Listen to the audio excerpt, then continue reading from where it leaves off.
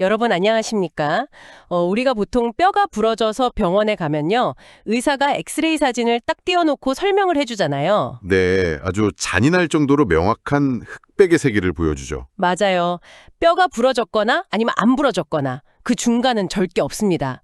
아주 깔끔하고 직관적이잖아요. 그쵸. 애매한 게 없으니까요. 근데 보통 우리가 고대의 종교적 의식이나 무슨 역사적 절차에 대해 이야기할 때도 은연중에 좀 이런 종류의 공학적인 정밀합을 기대하곤 하거든요.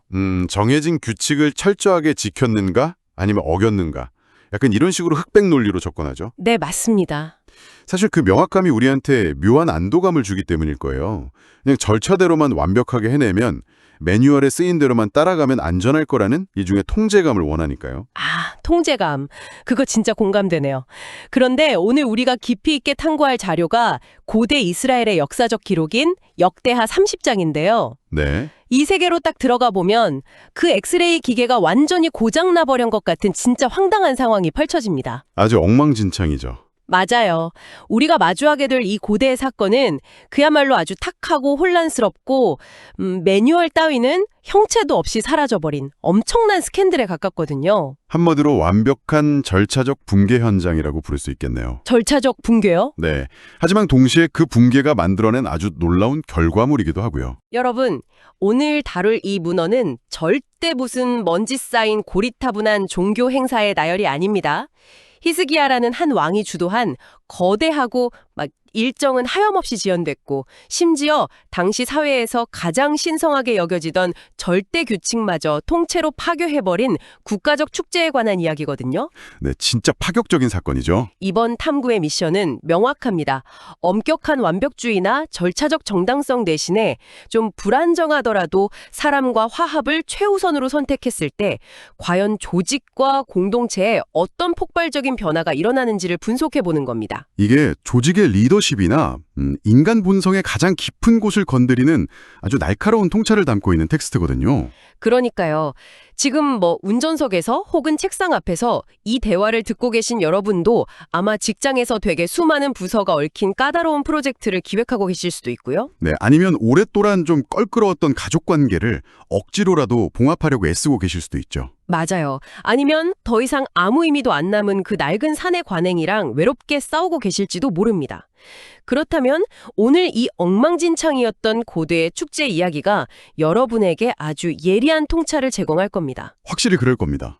온 나라가 정치적으로 두동강 나 있고 심지어 행사를 진행할 핵심 인력조차 아무런 준비가 안 된 그 최악의 상황 속에서 한 리더는 도대체 어떻게 이 거대한 국가적 프로젝트를 밀어붙일 수 있었을까요? 그 무모한 기획의 첫 단추부터 한번 들여다보죠. 이 상황의 심각성을 제대로 이해하시려면요. 먼저 당시 배경의 무게감을 좀 느끼셔야 합니다. 히스기야 왕은 유월절이라는 국가 최대의 명절을 대대적으로 지키려고 했어요. 네, 6월절이요. 근데 시작부터 진짜 문제가 산더미처럼 쌓여 있었죠. 잠깐만요. 여기서 이 이야기 중심에 있는 6월절이 정확히 뭔가요? 그냥 단순히 다 같이 모여서 쉬는 명절 뭐 이렇게 생각하면 그 무게감이 잘 안 와닿거든요. 고대 이스라엘 사람들에겐 유월절은 그 의미가 완전 남다릅니다. 어떤 식으로요? 미국의 독립기념일하고 국가 구원 기념일을 하나로 꽉 합쳐놓은 거랑 같다고 보시면 돼요. 과거 이집트의 혹독한 노예 생활에서 기적적으로 해방된 걸 기념하는 약간 국가 정체성의 뿌리이자 심장 같은 날이죠. 아, 진짜 핵심적인 날이네요. 그렇죠. 그래서 율법에는 무조건 1년 중 첫째 달에 이 절기를 지켜야 한다고 진짜 엄격하게 못이 박혀 있습니다. 아, 첫째 달. 그러니까 가장 중요한 건 무조건 날짜라는 거군요. 네, 날짜가 생명이죠. 근데 히스기야는 그 날짜를 맞출 수가 없었잖아요. 행사를 직접 집례해야 할 전문직인 제사장들조차 스스로를 율법에 따라 정결하게 준비하지 못한 상태였고요. 맞습니다.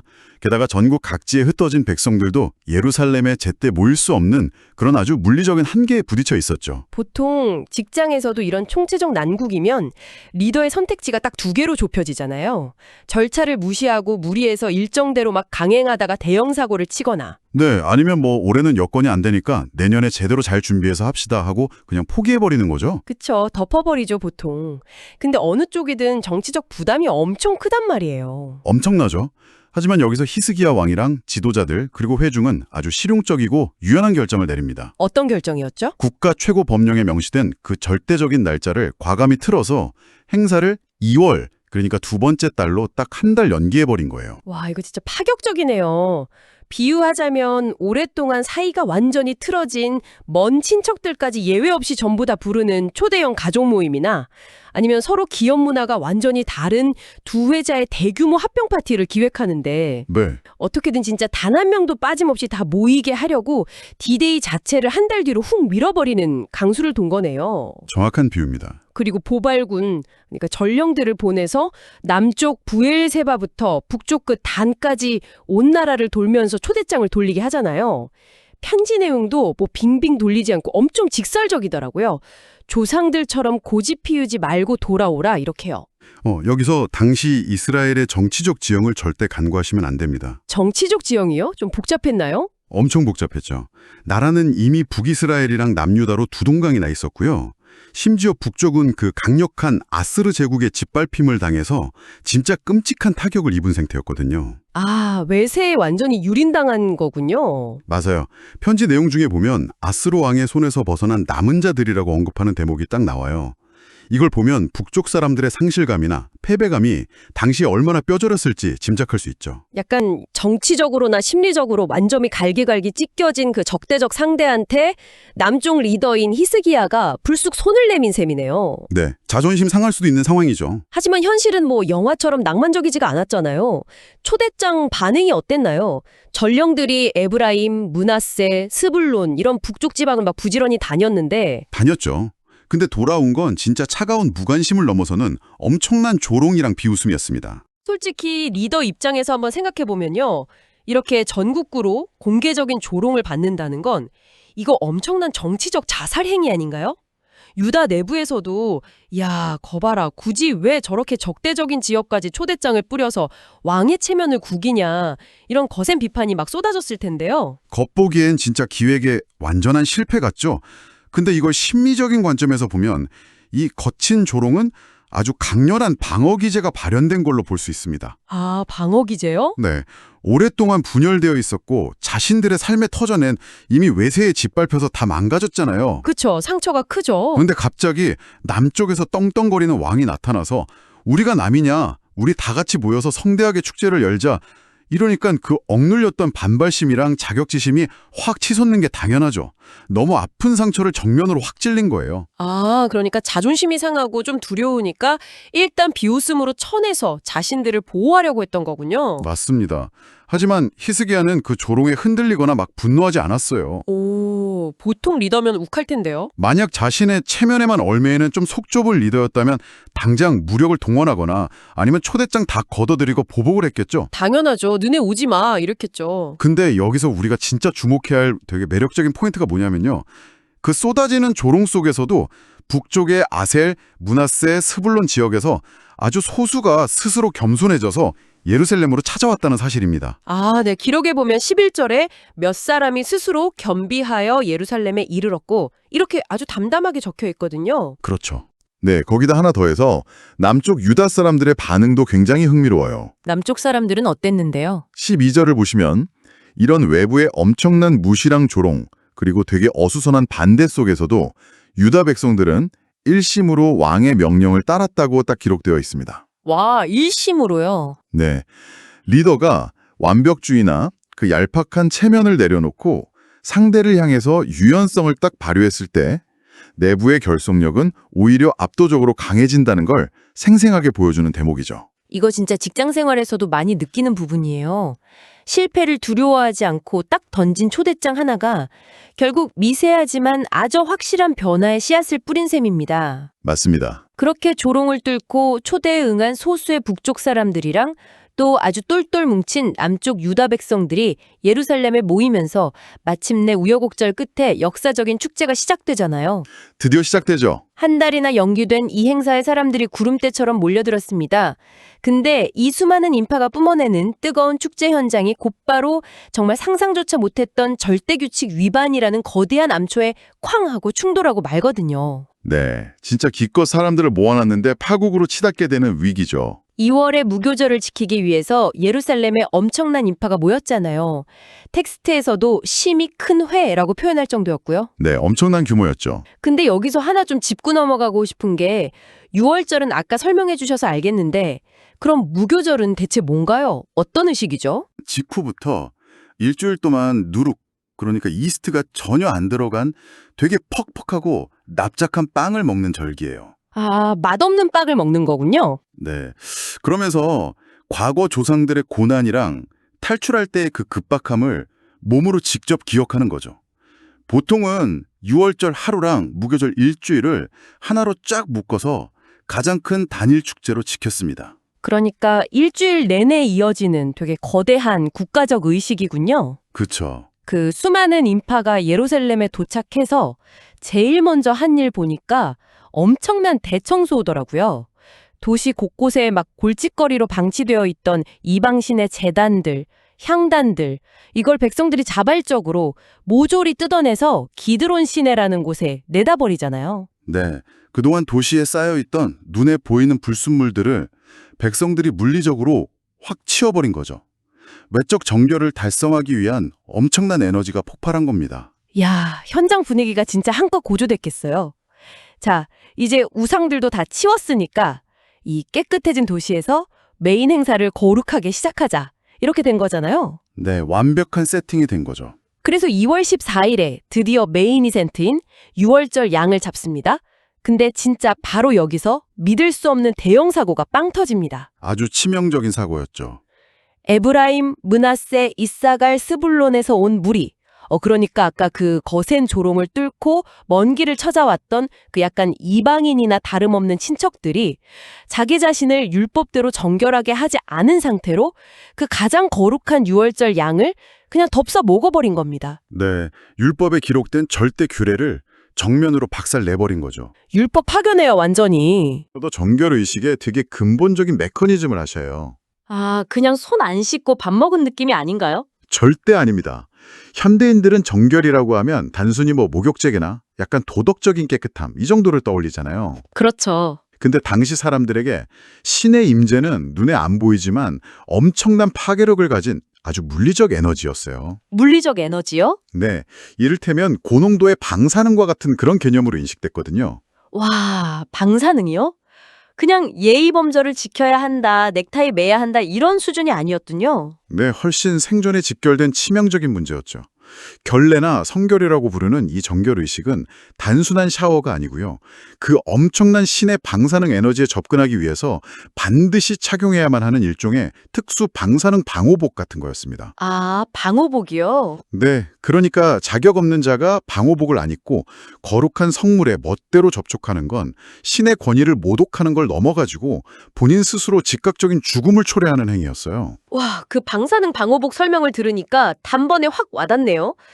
이건 단순히 국빈들이 다 모인 최고급 만찬장에 누가 막 진흙 잔뜩 묻은 작업복 입고 들어와서 밥 먹는 수준의 무례함이 아니군요. 아니죠. 급이 다르죠. 진짜 원자력 발전소의 핵심 노심을 다루는 연구원들이 절차 귀찮고 복잡하네? 이러면서 그냥 반바지에 슬리퍼 차림으로 방사능고의 한가운데로 걸어 들어간 거나 마찬가지잖아요. 완벽한 비유입니다. 그 엄격한 고대 사회에서 이런 규칙 위반은 말 그대로 그냥 현장에서 벼락을 맞아 직사할 수 있는 어마어마한 재앙이었을 텐데요. 그렇죠. 그래서 율법을 직접 관리하고 집행하는 전문가 그룹인 제사장들 입장에서는 와, 그야말로 피가 거꾸로 솟고 다리가 팍 풀릴 노릇이었을 겁니다. 아, 멘붕이 왔겠네요, 진짜. 저 북쪽 무지랭이들이 아무것도 모르고 거룩한 양을 막 덥석덥석 먹고 있네. 저러다 우리까지 몽땅 신의 진노를 받아서 예루살렘 전체가 몰살당하는 거 아니야? 아마 이런 엄청난 공포감이랑 집단 패닉이 현장을 덮쳤을 겁니다. 근데 사실 북쪽 사람들은 수십 년 동안 아수르 지배 아래에 있었고 예루살렘 성전 중심의 어떤 의식이랑 완전히 단절되어 살았잖아요. 그렇죠. 시스템을 모르죠. 그러니까 그 복잡하고 까다로운 방호복 착용 매뉴얼, 그러니까 율법의 세부 규정들을 속속들이 알 턱이 없었겠죠. 그분들 입장에선 어렵게 초대받아서 왔고 또 오자마자 성심성의껏 대청소도 진짜 열심히 도왔는데 고기 한 점 먹는데 무슨 복잡한 샤워 절차가 또 필요하다는 거야? 이렇게 되게 순진하게 생각했을 수도 있거든요. 맞아요. 예배에 어떻게든 참여하고자 하는 사람들의 순수한 열망, 그리고 사람들을 보호하고 질서를 유지하려고 만들어진 그 문자 그대로의 엄격한 율법, 이 두 가지가 진짜 굉음을 내면서 정면 충돌하는 딜레마의 순간인 거죠. 구약 성경의 다른 역사서들 보면 이런 식으로 무슨 언약궤를 잘못 만지거나 제사 규례를 어겼다가 막 현장에서 이름모를 불에 타 죽거나 직사하는 무시무시한 에피소드들이 실제로 꽤 많이 등장하잖아요. 엄청 많죠. 긴장감이 완전 최고조에 달했을 이 상황에서 규례를 철저히 집행해서 원칙을 쫙 세울 것이냐, 아니면 이 무지한 사람들을 좀 덮어줄 것이냐의 기로에 섰는데, 여기서 히스기야 왕이 아주 파격적인 선택을 하더라고요. 네, 그는 규칙을 어긴 자들을 벌하는 어떤 심판자나 감시자가 되는 대신에요. 오히려 신 앞에서 그들을 변호하는 아주 적극적인 변호인으로 돌변합니다. 그리고 기도를 딱 올리죠. 18절이랑 19절에 기록된 왕의 기도가 바로 그 내용인데요. 제가 한번 읽어보겠습니다. 선하신 여호와여 사하옵소서. 결심하고 하나님 곧 그 열조의 하나님 여호와를 구하는 아무 사람이든지 비록 성소의 결례대로 스스로 깨끗게 못하였을지라도 사하옵소서. 네. 와, 이거 대단히 대담한 기도입니다. 절차 위반이라는 명백한 팩트는 아주 쿨하게 인정하면서도 그들의 결심, 그러니까 하나님을 찾고자 노력했던 그 마음의 순수한 동기만큼은 좀 정상 참작해서 제발 용서해달라고 호소하는 거잖아요. 맞습니다. 히스기야는 여기서 규칙의 본질적인 존재 목적을 아주 정확히 꿰뚫어 본 거예요. 규칙의 목적이요? 네. 아까 말한 성소의 결례라는 그 무거운 방호복은 원래 사람들이 안전하게 하나님께 나아가서 교제할 수 있도록 돕기 위해 만들어진 일종의 안전장치지, 절차를 좀 모른다고 해서 사람들을 가차없이 쫓아내고 배제하기 위한 장벽이 아니라는 아주 깊은 통찰인 거죠. 잠깐만요. 이 대목에서 제가 좀 비판적으로 태클 하나 걸어보겠습니다. 네, 해보시죠. 아무리 리더의 의도가 좋고 화합이 중요하다고 해도요, 왕이 직접 나서서 야, 원칙 좀 안 지켜도 돼. 마음과 동기가 훨씬 중요한 거지. 이렇게 공개적으로 선언해버리면 국가 전체의 기강이나 시스템이 확 무너지는 거 아닌가요? 위험하죠, 사실. 평생 그 복잡한 절차를 목숨처럼 지키면서 기득권을 유지해온 제사장들 입장에서는 와, 이럴 거면 우리가 왜 여태껏 숨죽여가며 규칙을 지켰냐. 이건 율법 파괴다. 이러면서 엄청나게 반발했을 것 같거든요. 당연히 그런 시스템 붕괴의 위험이 엄청 큽니다. 종교 엘리트들의 강력한 반발도 무조건 감수해야 했고요. 하지만 히스기야는 절차적 완벽함을 딱 고수해서 얻는 그 얄팍한 질서보다 수십 년간 찢겨있던 이 백성들을 하나로 묶어내는 회복과 포용이 지금 이 역사적 순간에는 훨씬 더 상위의 가치라고 결단한 겁니다. 아, 상위의 가치요? 네, 만약 그가 종교 지도자들 눈치만 보면서 원칙대로 사람들을 막 내쫓았다면, 너희들 방호복 안 입었으니까 당장 나가, 깨끗해지면 다시 와, 이렇게 했다면 과연 어떻게 됐을까요? 조롱이랑 비난을 다 뚫고 그 먼 길을 찾아온 북쪽 사람들의 한가닥 남은 그 용기가 그 자리에서 바로 산산조각이 났겠죠. 그렇죠. 우리가 기껏 마음 열고 왔더니 결국 저 남쪽 놈들은 지들 법밖에 모르는 아주 꽉 막힌 인간들이네. 이러면서. 2번 다시 예루살렘 쪽은 쳐다보지도 않겠다 하면서 아마 남북의 영원한 분열이 완전히 고착화되었을 것 같네요. 맞습니다. 규칙이라는 어떤 껍데기를 지키려다가 공동체의 생명력이랑 국가의 영혼 자체를 영원히 잃어버리는 꼴이 되었을 거예요. 근데 놀랍게도 성경은 여기서 여호와께서 히스기야의 간절한 기도를 들으시고 백성들을 고치셨다 라고 딱 기록합니다. 야, 고치셨다. 규칙을 어긴 자들한테 번개가 떨어져서 불타 죽은 게 아니라 오히려 치유와 용서가 임한 거죠. 자비와 은혜가 그 경직된 제도를 완벽하게 이겨버렸군요. 네, 리더가 율법의 맹목적인 문자주의에 갇히지 않고 그 율법을 처음 제정했던 신의 아주 자비로운 정신을 현실에 구현해냈을 때 그 공동체는 처벌받을지도 모른다는 극도의 두려움에서 완전히 해방됩니다. 해방감이 엄청났겠네요. 그리고 그 깊은 안도감, 그리고 조건 없이 딱 수용받았다는 강렬한 경험은 곧바로 공동체 전체를 뒤흔드는 아주 폭발적인 기쁨으로 뻗어나가게 되죠. 억눌렸던 감정이 터져나오는 그 폭발력이 도대체 어느 정도였는지 이제 이 축제의 마지막 이야기로 한번 넘어가 보죠. 처벌 대신에 은혜로 이 거대한 위기가 딱 수습되니까 아슬아슬하게 살얼음판을 걷던 이 행사는 이제 그 누구도 통제할 수 없는 어마어마한 기쁨의 용광로로 변모하잖아요. 맞습니다. 21절을 보시면 7일 동안 무교절을 지키는데 이게 단순히 의무감에 지킨 게 아니라 크게 즐거워하며 지켰다고 엄청 강조되어 있어요. 크게 즐거워하며. 네, 레위 사람들이랑 제사장들은 막 날마다 큰 소리 나는 악기를 연주하면서 축제의 열기를 한껏 끌어올렸고요. 쉴 새 없이 엄청난 양의 화목제가 드려졌죠. 여기서 또 하나 여쭤볼게요. 아까 무교절이나 유월절은 설명해 주셔서 알겠는데 그럼 화목제는 또 뭔가요? 화목제는 신에게 제물을 딱 바친 뒤에 그 고기를 제사장이랑 제물을 바친 사람 그리고 주변 이웃들이 다 같이 빙 둘러 앉아서 나누어 먹는 일종의 거대한 공동체 바비큐 파티입니다. 오, 바베큐 파티요? 나와 신, 그리고 너와 나 사이의 평화랑 아주 친밀한 교제를 상징하는 의식이죠. 방금 전까지 규칙 위반으로 막 죽음의 공포에 떨었던 사람들이 용서를 받고 또 자신들을 막 비웃었던 사람들이랑 나란히 앉아서 고기를 나눠 먹고 있는 모습을 한번 상상해 보세요. 와, 그림이 확 그려지네요. 이건 약간 사흘 예정이었던 록 페스티벌이 라인업도 미쳤고 관객 호응도 너무 완벽해서 참가자들이 막 텐트 치고 도저히 집에 안 가겠다고 버티는 상황이랑 완전 똑같잖아요. 네, 진짜 앵콜이 터져 나온 거죠. 23절에 보면 온 회중이 자발적으로 다시 7일에 더 지키기로 결의했다고 나옵니다. 원래 규정된 7일 축제에다가 7일을 더 얹어서 무려 14일 동안 멈추지 않는 파티가 열린 겁니다. 사실 이 파티의 연장 결정이 진짜 놀라운 이유가요. 이게 어마어마한 현실적 비용이랑 경제적 추혈을 수반하기 때문이에요. 수만 명의 인파를 7일 동안 예루살렘에서 더 먹여 살리고 재워야 하잖아요. 그러게 말입니다. 당장 식비에 숙박에 물류 대란이 일어났을 텐데요. 백성들이 우리 이대로 못 헤어져 이러니까 이번에는 리더들이랑 스폰서들이 지갑을 아주 탈탈 털기 시작하더라고요. 네, 아낌없이 주죠. 히스기야 왕이 먼저 수송아지 1,000마리랑 양 7,000마리를 턱 내놓습니다. 그러니까 이번엔 방백들, 즉 고위 관리들도 질세라 수송아지 1,000마리에 양 1만 마리를 기부하잖아요.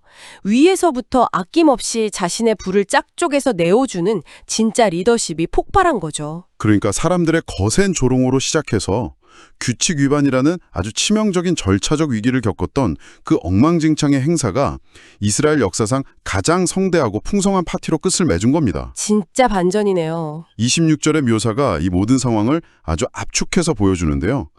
다윗의 아들 솔로몬 때로부터 이러한 희락이 예루살렘에 없었더라 이렇게 나와요. 와, 가장 번영했던 전성기 이후로 수백 년 동안 단 한 번도 경험하지 못했던 최고의 기쁨이었다는 뜻이잖아요. 도대체 무엇이 이런 전례 없는 희락을 빚어낸 걸까요? 그냥 단순히 리더들이 소랑 양을 많이 잡아서 고기를 배 터지게 먹었기 때문만은 아닐 텐데요. 맞습니다. 25절에 보면 그 기쁨의 근원이 아주 명확히 기록되어 있어요. 누가 그토록 즐거워했는지 명단이 쫙 나오는데 남쪽 유다 회중, 제사장, 레위인은 뭐 당연하고요. 거기에 더해서 북쪽에서 온 이스라엘 온 회중, 심지어 이스라엘 땅에서 나온 나그네와 유다에 거한 나그네까지 이 모두가 그 기쁨의 주체로 싹 다 포함되어 있습니다. 나그네들이요. 그러니까 유대인이라는 핏줄조차 아예 안 섞인 완전한 이방인들. 사회에서 제일 겉돌고 소외되기 쉬운 그런 계층까지 철저하게 다 포용했다는 거네요. 네, 만약 엄격한 율법이나 결례라는 그 차가운 잣대만 딱 들이댔다면 절대 그 성대한 자리에 함께 앉아서 고기를 뜯을 수 없었던 사람들이죠.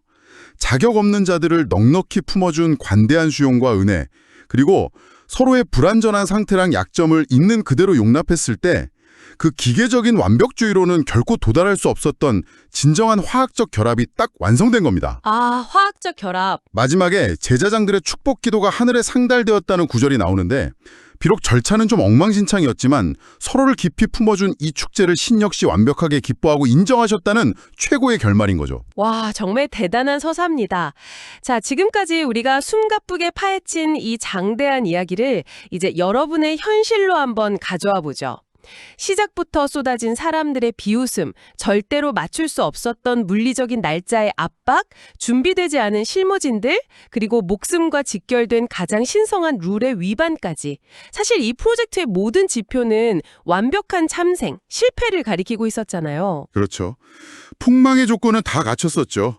하지만 이 역사적 기록에서 우리가 발견한 가장 놀라운 반전은 그 모든 혼란과 불안전함, 심지어 절차의 파괴가 오히려 수백 년 만에 최고의 기쁨을 만들어내는 아주 필수적인 재료가 되었다는 사실입니다. 필수적인 재료요? 네, 만약 처음부터 모든 절차가 진짜 기계 톱니바퀴처럼 완벽하게 통제됐다면 어땠을까요? 글쎄요, 너무 건조했을 것 같은데요. 북쪽 사람들의 조롱도 없었고 규칙 위반이라는 아찔한 위기도 없었다면 리더가 베푼 은혜의 깊이도 또 백성들이 서로를 용납하면서 느낀 그 짜릿한 해방감도 아마 결코 존재하지 않았을 겁니다. 맞아요.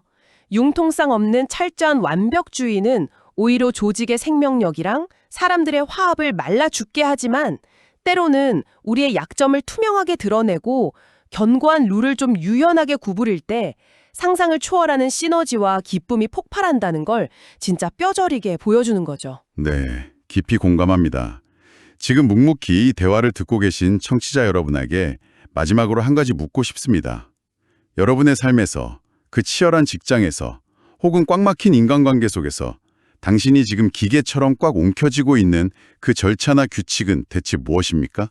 이 선을 넘는 것만큼은 진짜 절대 타협할 수 없어. 이러면서 스스로 되게 높게 쳐둔 그 단단한 장벽 말이죠. 고대인들조차 목숨처럼 아주 신성하게 여겼던 규칙을요, 사람과의 화합을 위해서 그토록 과감하고 유연하게 내려놓았습니다. 만약 여러분이 언제나 옳아야 한다는 그 완벽주의라는 무거운 방호복을 훌렁 벗어던진다면 어떨까요? 훨씬 자유로워지겠죠? 네. 타인을 옥죄던 그 낡은 잣대를 잠시만 내려놓는다면 과연 여러분의 삶에는 전에 없던 어떤 기쁨과 놀라운 연결의 문이 확 열리게 될까요? 이제 그 도발적인 질문에 대한 해답을 여러분 스스로의 삶 속에서 아주 치열하게 찾아보시기 바랍니다.